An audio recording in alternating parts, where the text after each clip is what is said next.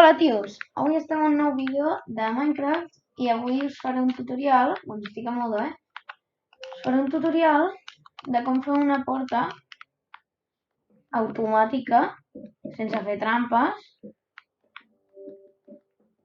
i, bueno, espero que us sigui útil, ¿vale? Mira, seria algo així, saps? Algo així. Llavors, aquí he fet un espai amb unes antorxes i començaré. 4 blocs de qualsevol material.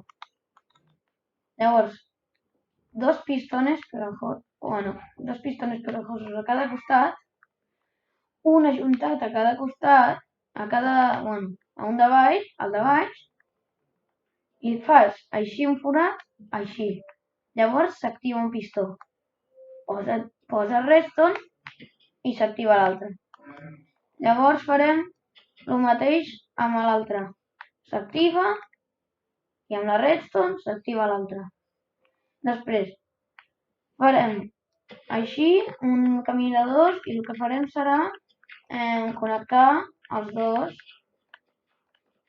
dues antorxes de redstone. I ara fer un caminet de redstone, aquí no, això ho tapes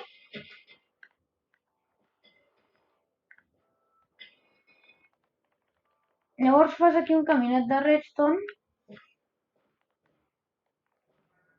i aquí també ha d'anar redstone. Llavors tires cap aquí, així, ho tapes,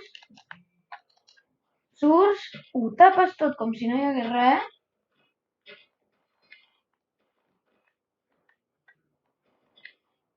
Llavors ara ho provarem amb una antorxa a veure si va bé.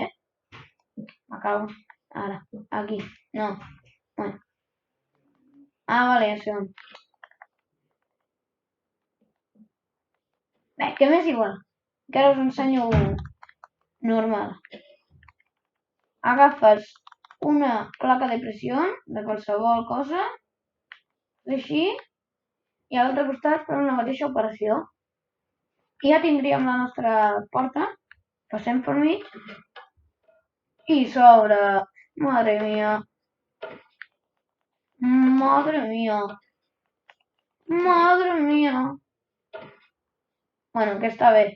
I mira, perquè no us penseu ara que només es pot amb mirall, amb vidre, també es pot amb pedra. També es pot amb terra. Mira.